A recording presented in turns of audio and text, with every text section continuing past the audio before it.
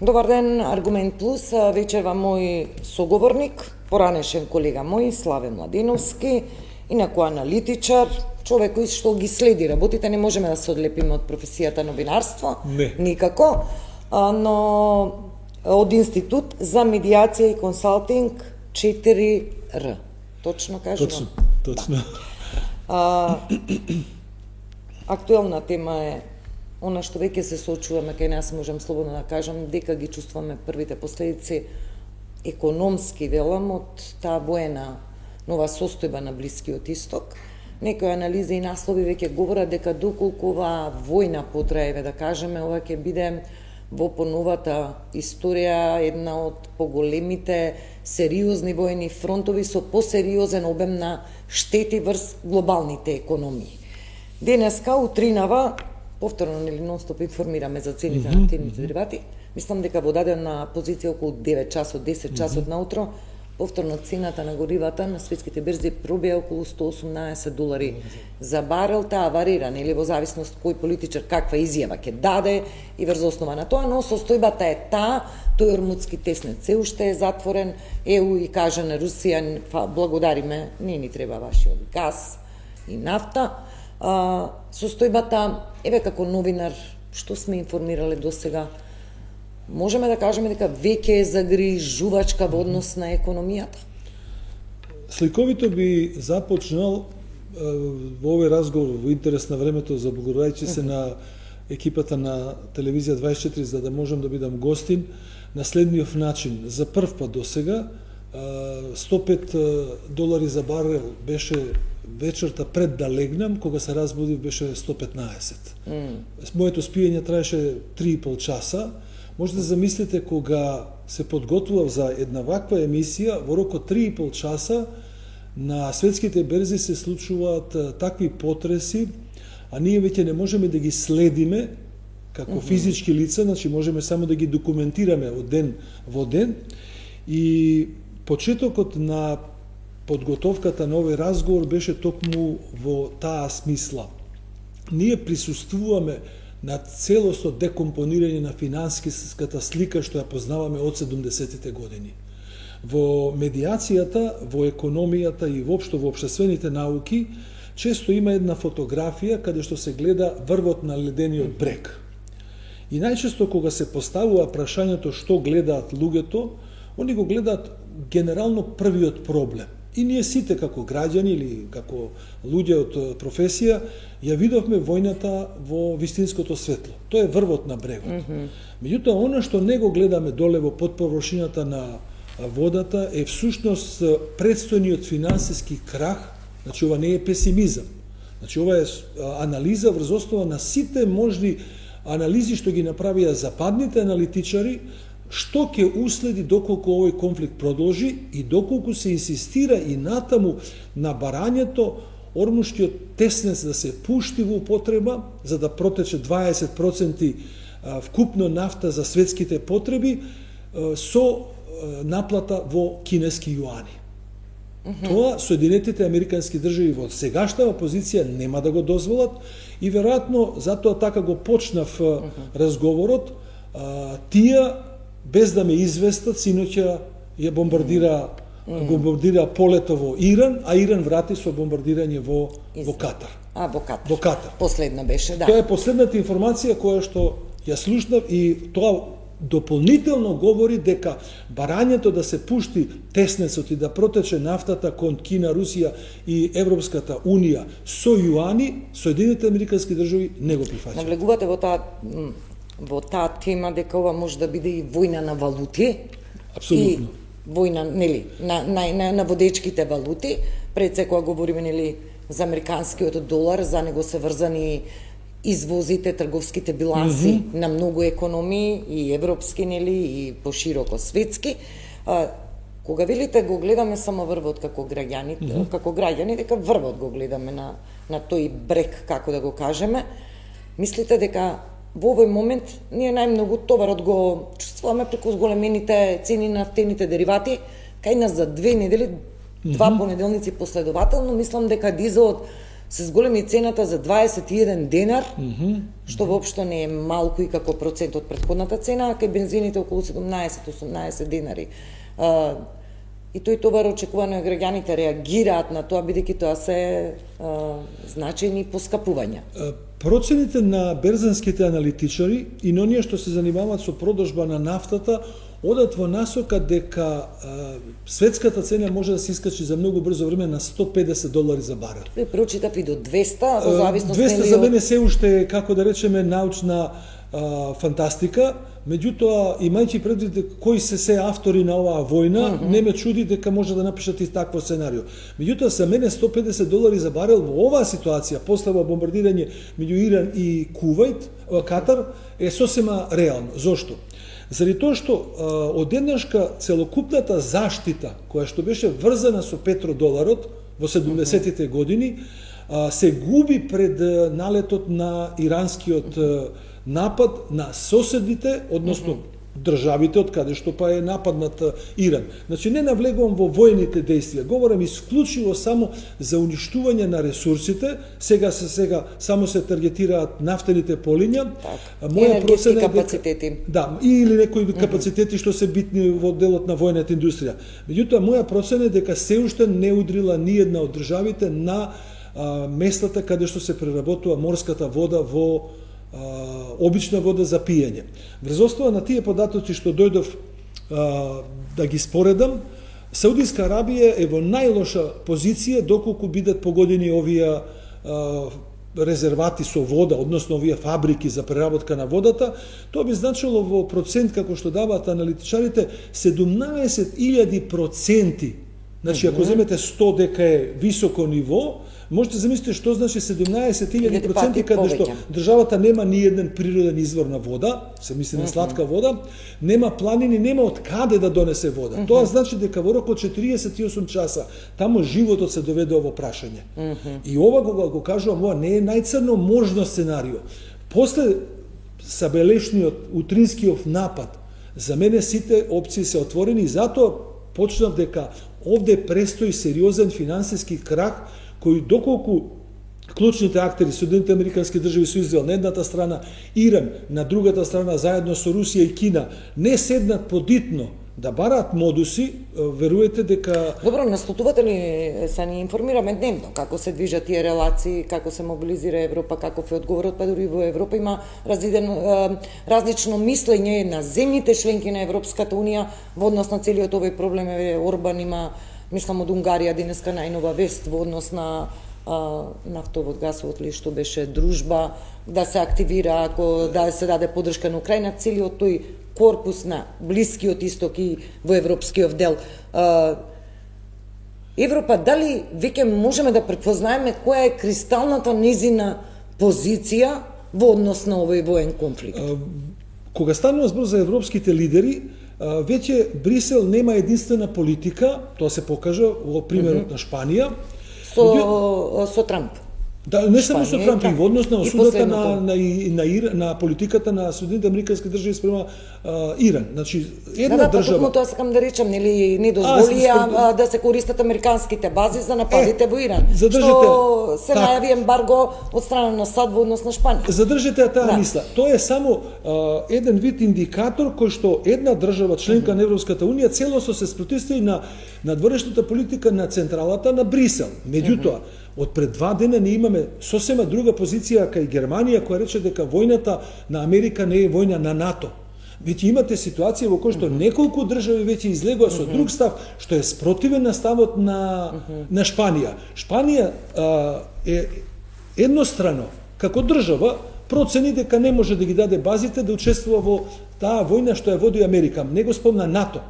Овде германците и другите држави отворено рекоа дека оваа војна не е на НАТО. Но, колку што знам, изјавата на официјалните на Шпанија беше дека нападот врз Иран е спроведен без единствена завземена позиција и на НАТО и на Европската Унија во однос како стратегија единствена, заедничка, како одлука и стратегија за напад на Иран. Тоа беше образложението зошто не дозволија користење. Се согласувам, не сакам да... Сакам да речам дека САД влезе во таа операција ова што го говори Шпанија, без таа заедничка одлука. Многу грешки има во нападот врз Иран, гледано од аспект на анализите што се направени во меѓувреме. Значи нема одобрување од Конгресот, нема одобрени од Обединетите нации, нема извештај како ќе излезе од таа ситуација. Значи 5-6 сериозни пропусти има во нападот и затоа он не ја добива поддршката ни од НАТО, ни од поединечните држави. И сега, она што го прават аналитичарите, бидејќи станува збор за голема глобална сила, не може да излезе како поразена или не може да излезе како победник и она нема излез. Најлошиот период што се случува сега во општо на овој финансиски крах кој што го предчувствувам е всушност со Соединетите Американски држави од оваа војна немаат излезна стратегија дека се победници. А Трамп го слушаме секој ден, секој ден вели дека е крајот, дека победивме и дека триумфираме. Затоа што од моментот кога ќе вие ќе испратите порака на Блискиот Исток или сега како што арапските држави велат Западна Азија, внимавајте, значи не го прифаќаат монополистичкиот израз на британската империја од позиција на неизе дека е ова исток, туку си велат Кина, дека ова е за нас западниот дел на светот, тоа сака да каже дека всушност целокупниот товар што ќе се пресмета на Соединетите Американски држави ќе биде дека вие не ни ја гарантирате безбедност. Се вратиме малку пак на последиците, Младеновски, ако ве замолам да ги селектираме како економски последици. Еве ги спомнавме, не е само цената на нафтата, таа ќе повлече инфлаторен притисок и тоа е друга тема, а инфлацијата нели е удари за економскиот раст и за развојот. Спомнавме и финансиски не турбуленции, можен колапс, војна на валути. Анализите велат сите овие сценарии, еве песимистички што ги велиме, ама ја често велам во емисија песимист е добро информиран оптимист, така имам прочитано. Сите овие сценарија се возможни, да се надеваме дека нема да се случат и се нели зависи колку се тоа ќе трае. Ние секоја недела велиме уште 2 недели, уште 3 недели, а веќе имаме одложено дејство на траење. Една од можните опции е кај западните аналитичари дека Америка може да го задржи доларот како платежно средство во делот на незината хемисфера, значи веќе сега се говори за поделба на планетава. Другите држави како Русија, Кина, Индија и уште некои од групата на БРИКС би се определиле затоа што тие веќе во рамките на својата размена го користат кинескиот јуан или барат друга алтернативна валута за да не биде доларот. Нападот врз вредноста на доларот, јас сега ќе кажам една работа која што ја проверив пред неколку години, а таа сигурно на дневно ниво се менува, а станува збор за следнава работа. Разговарајќи како новинар во таа улога со еден берзански човек од Македонија, најдов податок дека вкупната дистрибуција на доларот на светско ниво е 80% поголема од тоа што треба. Меѓутоа, ностоп долари требаат. Значи, оваа ситуација сега кога немате долари, вие доведувате до вештарска ситуација да произведувате, да печатите валута. Печатање, тоа знаеме што значи. Значи, сега, во моментот, замислете вие од утре една половина, да не речеме повеќе од тоа, од планетава размената не ја врши на доларот. Што ќе правите вие со тие купишта пари? Што ќе прави Америка? Што ќе прават луѓето што ги имаат како резерви? Затоа цената на златото како втори индикатор што го земам порасна невидени размери во однос на целата ситуација. Не ризичен начин за инвестирање, мислам во вакви кризни ситуации, тоа е проверена формула, малку дефокус. Мислам дефокус во контекст на... Да, на тоа. Сега ќе ви дам неколку податоци кои што во однос на одговорот на вашето прашање, кои датираат од пред неколку години кога започна кога започна војната во Украина. Кризата во Европа тогаш беше блага форма на рецесија и првиот индикатор беа германските односно автомобилски компании кои се соочија со скапа енергија. Значи 80%, 75% од вкупната економија на Германија беше втемелена на ефтин руски плин, на ефтина работна сила школувана од Блискиот Исток и од африканските држави и 100% на безбедност од американската држава. Значи фактички вие упорно си седите мирно, не инвестирате од вашите профити. А последниот пат Германија мораше да донесе одлука 100 милиарди долари, односно евра, да ги инвестира во воена технологија за да може да парира со своји средства во војната во Украина. Сега Германија како водечка економија се соочи со сериозни проблеми во делот на социјалната политика. Другите држави со послаба економија како Португалија, Грција, да не ги збориме бившите источни држави со далеку помали перформанси да може да бидат играчи на светската и сцена како економски фактори, освен Европска Унија, тие се соочија со уште полоши ситуации. Да, Германија за нас е важна трговски најзначаен партнер, таму пласманот ни е веќе различни индустрии, па тоа е извозот кај нас е таму стратешки партнер, дел од индустриите веќе менаџери даваат изјави дека сериозно веќе имаме намалени нарачки, таму има воздржана потрошувачка, па дури некои анализи читам дека можна рецесија, пак да се сведеме на ова, се зависи колку ќе трае оваа приказна со Иран. Какви се вашите анализи, проценки од она што досега го имате прочитано?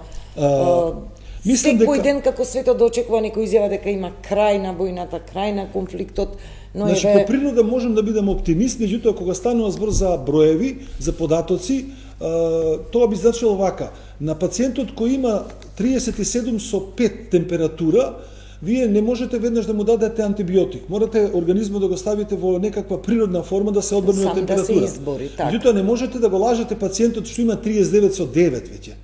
Ние се наоѓаме во таа ситуација. Еве зошто. Вие ќе се сетите, ако не друго, барем по периодот кога живееме и кога почнуваме во кариерата, Југославија во периодот на 80-тите години должи 20 милиарди долари. Често се говори дека висината на тој долг придонесува да се распадне државата, иако моите причини утврдени за тој долг не е, затоа што Југославија можеше да го сервисира и некаде во секое време можеше да ги врати тие пари. Имаше економија со која што беше конкурентна во рамките на средно развиени држави. Денешните држави од поранешна Југославија должат 115 милиарди долари. Ова не го знае македонската јавност и ова е должничко робство. Сите аналитичари и економисти говорат, овие економии немаат финансиски, економски, производствен капацитет да го вратат тој долг. Од година во година само ги плаќаат каматите и се задолжуваат повеќе и повеќе. Оваа позиција која ќе дојдете утре во ситуација да се вратите ретроспективно од каде би се враќале парите, лесно ќе кажете или лаиците или неупатените, Хрватска има море. Да, ама ако не носи профит, и ако тие пари ги дадете во некој воен буџет, например, не ги инвестирате, вие исто пак немате пари. Другите држави, во кои што би ги броил Македонија, Црна Гора и Босна, доколку и она мало скромно производство што го имале претходно, се доведе во прашање или оној извоз, тогаш државата навистина има сериозен проблем. И сега кои се индикаторите кои што ги гледаме? Вие ги спомнавте цените на пораст на малопродажни производи и тие удираат безмилосно, затоа што кој ќе видите колку реални пари имате и што ќе можете да купите, често ги читаме на Facebook оние анализи, еден геврек со еден јогурт, па помножено по цената, по онаквото испаѓа дека тие луѓето ни за геврек и за јогурт немат, а да не зборуваме за нешто повеќе. Мојата анализа упатува секојаш на еден историски контекст. Ние се соочиме со кризата и кога почна војната во Украина и во времето на ковид. Ги прочитав повторно истите мерки што ги правела тогашната влада, меѓутоа ги прочитав и опозицијата што барала. Сега имате опозицијата во позиција на власт и нема мерки кои што може да го амортизираат тој удар врз социјално ранливи категории, врз пензионери, врз работници и слично. Мојата процена е дека државата, доколку, значи сега ќе земеме државата како тело кое не заштитува сите и владата која оперативно работи на планот на подобрување на економските параметри, да утврди дека кога доаѓа на власт нема документ, нема програма за заштита на социјално загрозено население во период на криза. Тоа значи дека утре треба да го пишува. Што се случува? Вие како влада, кога ја имате позицијата и кој ќе ве нападне кризата, не можете да купувате против пожарен апарат дента кога се случи пожарот. Кај нас тоа е пракса, кај нас тоа се политики. Хронични политики, гасиме пожари. Не, мислам, тоа е неспособност. Таа политика е неспособност. Гасиме политики ние. Тоа го видовме и со ковид кризата, главно тоа го видовме со украинската, кога дојде гасната енергетската криза. И сега на тоа и сега. поука дека овој удар на финансиската стабилност на планетава може да предизвика други како домино ефект процеси, нема да речам дека ние сме незаинтересирани. Се поставам прашањето дали поседуваме воопшто капацитет како држава да седнеме во собрание, било која институција, и да седнеме да го повикаме тој стручен потенцијал и да седне да рече вака.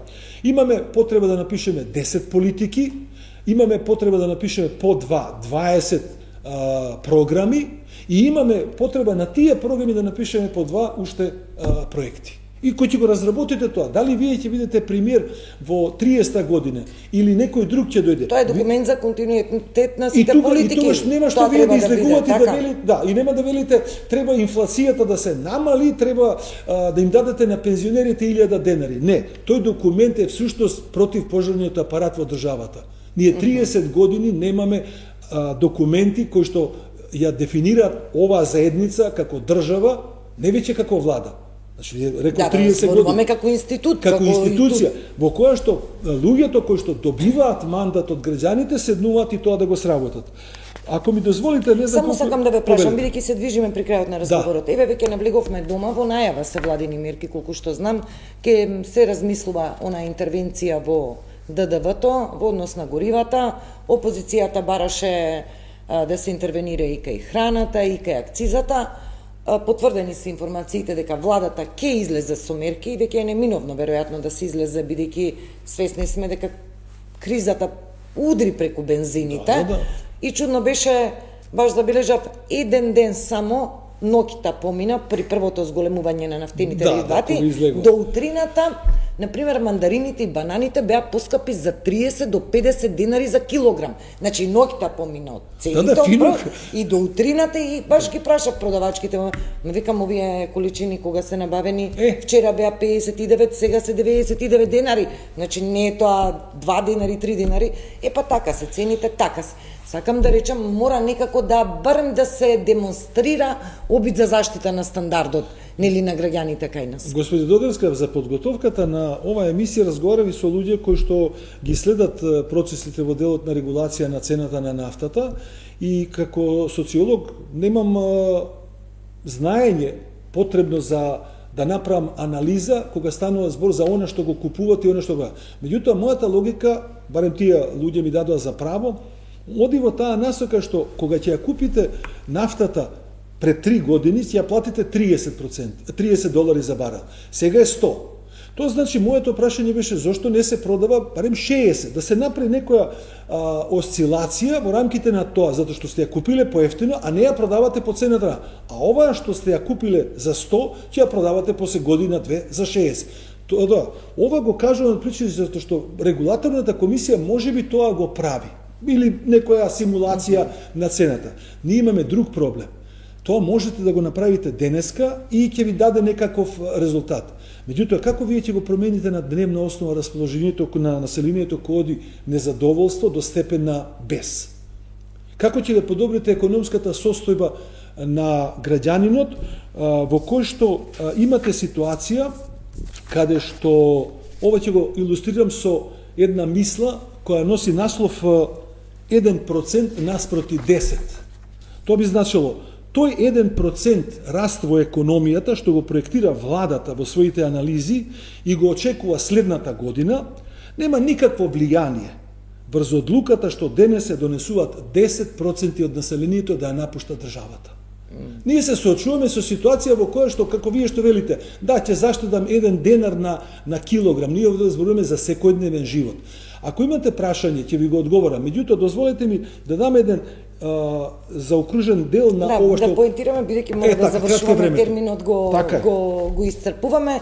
Сакав само да прашам дека кај нас повеќе од јасно е дека треба да интервенира владата. Важно е да видиме каква ќе биде таа интервенција, какви ќе бидат тие мерки. Интересни се изјави веденовиве, ги пуштаме ВМРО ДПМН од опозиција за време или на украинската криза, ковид кризата, како барале ДДВ, акциза, интервенција, па сега се смени улогите, сега СДСМ бара, ВМРО нели допрва ќе излезе како предводник на владата со тие мерки. Јас еве да завршиме вака оптимистички, да се надеваме дека ова на Блискиот Исток, Украина ја спомнавме таму, се уште е активна, Во една ситуацијата. Во една смисла, оптимистички, јас ќе се повикам на она што е напишано досега во рамките на базичните институции на планетава, а тоа се повелбата на човекови права или мирољубивата коегзистенција од времето на неврзаните. Значи, светот може да почива на разлики меѓу државите, меѓутоа не да водат војна, туку да ги почитуваат принципите едни спрема други. Значи, која е поентата?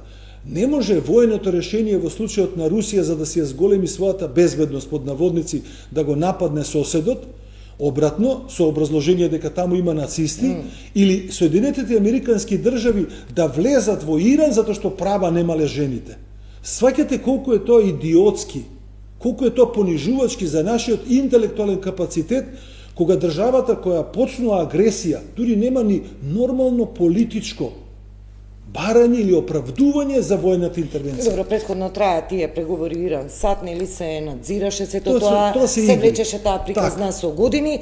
Мора овде да завршиме. Пак ќе кажам, во наш интерес е како мала економија, извозно изложени сме, зависни од сите можни надворешни производи, суровини за обработка и храна, па до еден патлиџан, еден пиперки, се живо и диво увезуваме од овошје, зеленчук, за кондиторска, до репроматеријали, градежни индустрии и така натаму, да се надеваме дека за нашата економија како мала, дека ова брзо ќе заврши, не се охрабрувачки бројките ги видов за инфлацијата, 2,9% ние годишна во февруар, европската 1,9%, ние нели како репер ја следиме европската инфлација, ова покажува дека годинава пак ќе се бориме. Политичарите треба да се одважат, да ги напуштат суетите, егото и самобендисаноста, да седнат и да видат кој е вкупниот паметен потенцијал во државата и да бараат решенија и мерки. Во спротивно државата ја водат во хаос и во пропаѓање. Славе Младеновски, ви благодарам за ова интервју. Благодарам и за поканата.